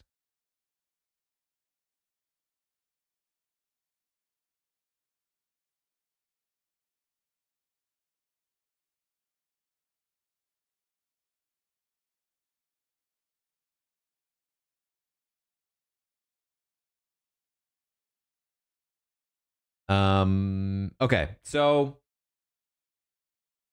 does anybody know who I had in the Survivor 50 draft of like who's going to be cast? I know I had Christian, and I also picked Asia. Those are the two I remember.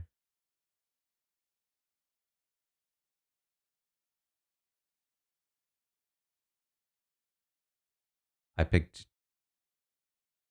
Jam Jam, Dominic, Ricard, and Desi. Damn. Pretty fire cast though, right? They picked those people.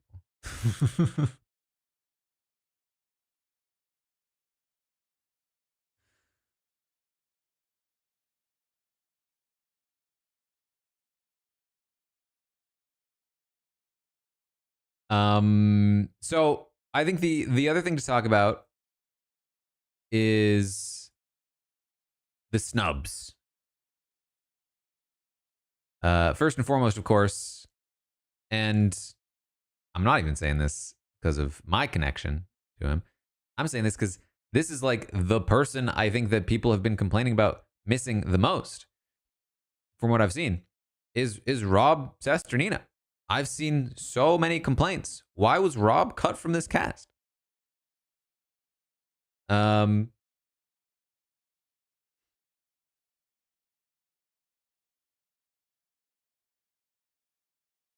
Which I think is funny because I think that probably a lot of people who have been following the rumors probably got more excited than I ever was.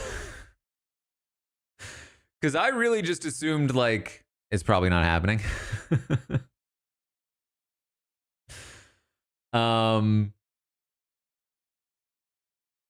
And I think other people were sort of like more hopeful. The list of people who got called.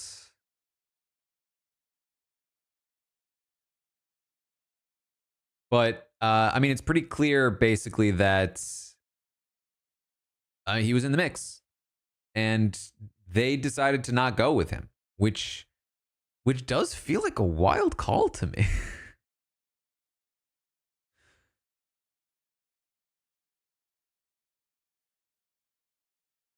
Like,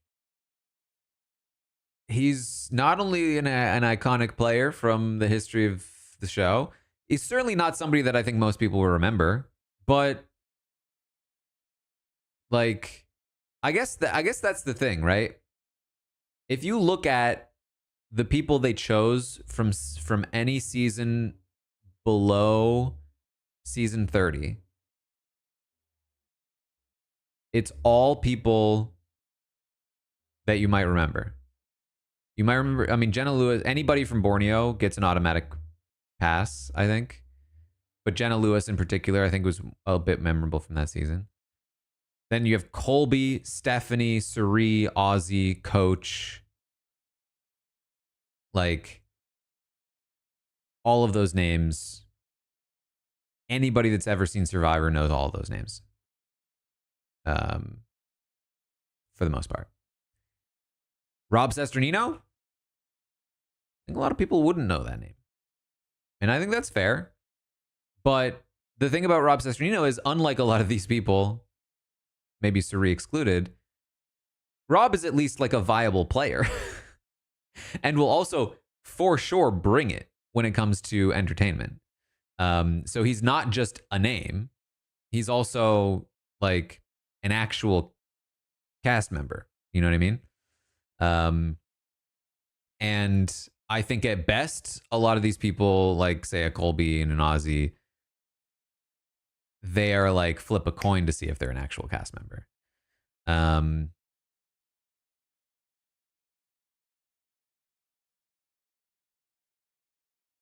I feel like they've been teasing the Greg Buis return like every single time that there's a returning season, and it never happens.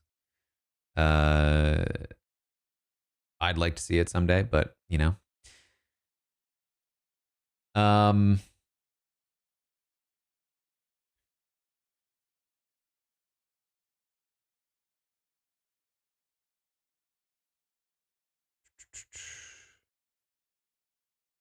Here's the thing. I really wasn't following a lot of this stuff, so I don't know who's like was an actual shot. Me, I think of the 65th, tier 2. Appreciate that. Jonathan Penner, I know, got cut. That's kind of a wild call to me, but you know, he does slot into like the name recognition, you know,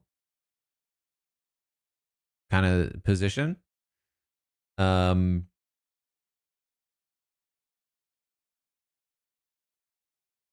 Obviously would love to see Steven. Malcolm. I mean, I'd like to see Malcolm back. I wouldn't have been like, I'm not like mad that we're not seeing him.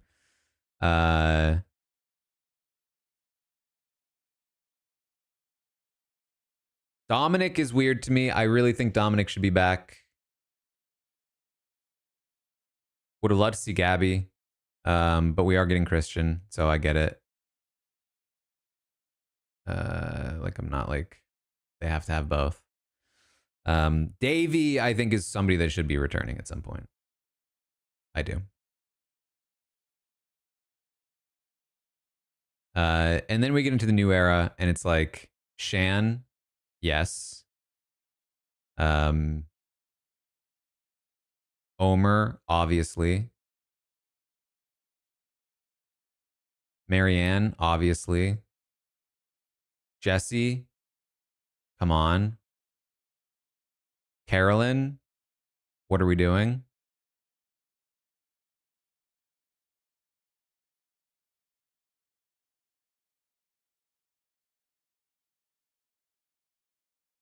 Andy would have been cool.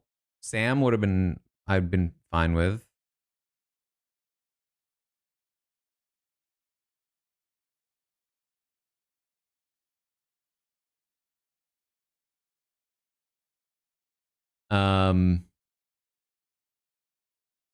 Carolyn being cut because of the traders would be wild to me, because she got so much more famous from the traders. Like, if they cared about the performance of this season, they would include Carolyn, because there's a massive traders audience right now, and she's from one of the most recent ones, and she'd bring in a huge audience. I mean, Suri was obviously on the traders, but that was a while ago, and quite frankly, the audience has built since has grown since season 1. Carolyn is a bigger name in the traders community, I think, right now for casuals than Suri is. Certainly more than Stephanie is.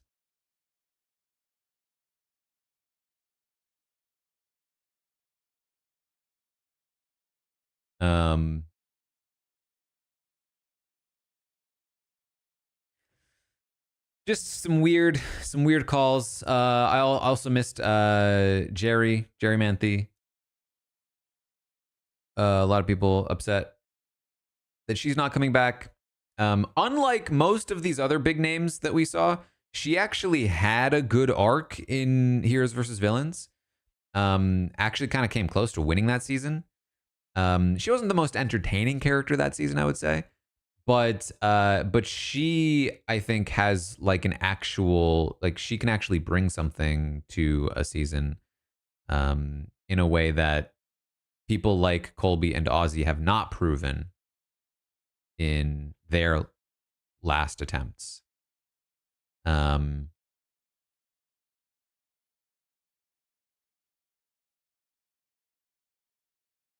But yeah, just some weird choices. It's not something that has me like excited for the season. Even the big names like Suri, I am happy to see Suri play again, but I'm not like it's not like when Suri played Game Changers, you know?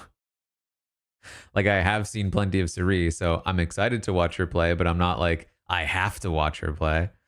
Um I've got some friends on the cast, so I'm excited to watch them. But otherwise, it just feels weird. It just feels weird. It feels like this is just a strange spot for this. I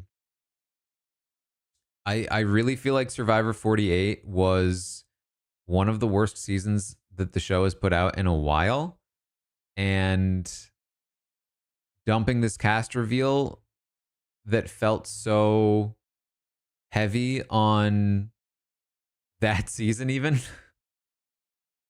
just feels a little strange. And I think it'd be the 22nd month.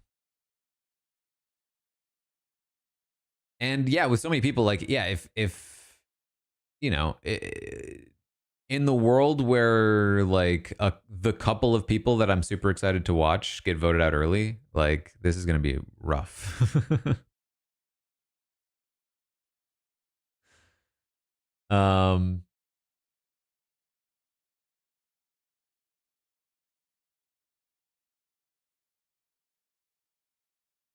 but hey, you know, you never know.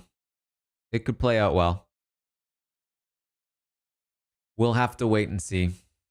There's a chance they don't do fire, which would be great. But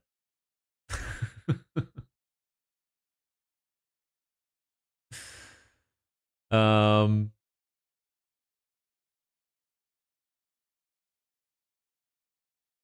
I think the thesis statement I will say as we wrap this up is that, and I've said it a bunch of times already, but I think like the overarching thing here is that the season feels strange because it's trying to do too many things at once. And it doesn't seem to be doing any of those things well, because there are two different casts on Survivor 50. There is the Legends Season 50 Celebration Represent All Eras of the Show cast that include Colby and Suri and Jenna. And on that cast, you have Rob Sesternino, and you have Jerry, and you have, you know, more people from the 20s, and you have maybe even some more winners here or there. You can include D, and you have I think Jesse, and you have Kyle, and you have all of these people. I think that cast exists somewhere on paper, and that's a great cast. Then you have the like, let's round up the big names from the most recent seasons with some occasional additions here and there. And on that cast, you have Jonathan and Charlie and Camilla and Tiffany and and maybe Genevieve, or maybe again Genevieve I think weirdly could fit in both, but you have maybe on that one you have Omer, and you even on that one you could have like Christian and Mike White and Angelina, and on that cast you have Dominic, maybe, and you have Q and Emily, and Rick Devins, and all of these people, right?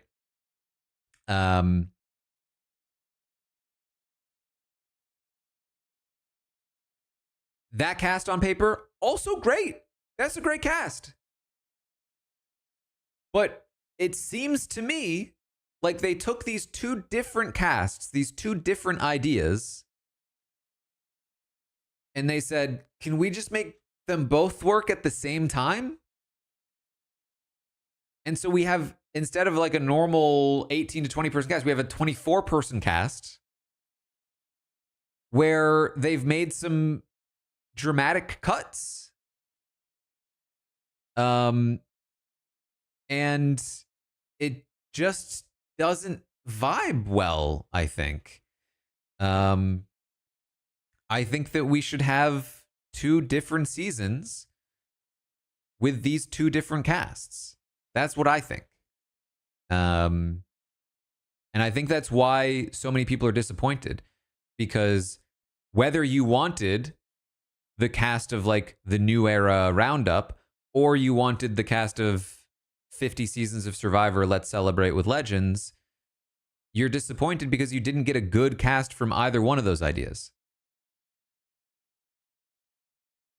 Instead, you got some sort of weird amalgamation of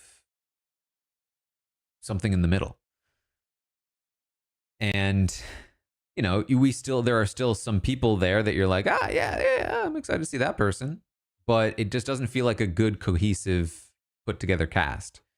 Gone are the days of heroes versus villains where it's like, that's a cast. Even when you have the occasional like weird inclusion, it's like, that's a cast.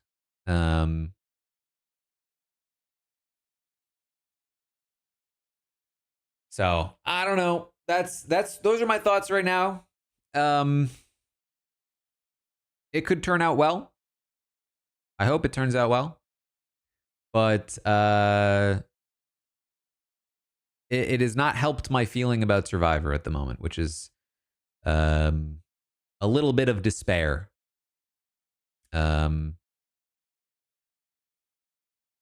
Which I shouldn't be feeling, because I do think that last season was good. I think 47 was a good season. But I think they're just kind of 1-2 punching me with 48 plus this cast. So it kind of puts a lot of weight on 49, to be honest. That like, I hope 49 is good. Because if 49 is bad and then 50 is a disappointment, like, that's a real bad stretch of Survivor right there. Because the thing is that, like, while 47 was good, it was kind of like the only universally appreciated season in like a sea of ups and downs. So we'll see. Those are my thoughts on Survivor. This was a much longer stream than I anticipated, but I guess I had a lot of thoughts. Here's what you should do if you're watching. Check out the Blood on the Clock Tower stream if you would like, that I did a couple days ago. I played with Emily and had some fun. I will be recording about the Genius UK. I think that drops today at some point, so I'll try to do that. I'll put that up on YouTube. They are demonetized, though, so if you like those videos, please head over to Patreon, where you can support the creation of them, because they are demonetized on YouTube. And then, in addition to that, over on Patreon, you can see me react to The Devil's Plan as well, which is a much more fun show to react to, and a lot more complicated and a lot more interesting. So you can check those out over on the Patreon. I have episode 7 recorded. I need to edit it. I think I can get that done today. So you can look forward to that if you are already in the Patreon. And in addition to that, tomorrow, the Big Brother 22 retrospective is happening. This coming weekend, I believe we are doing the official Survivor 50 draft, now that we know the cast. So you can check that out. Tons of stuff going on. Thank you for hanging out over here. If you enjoyed this, and I will see all of you next time.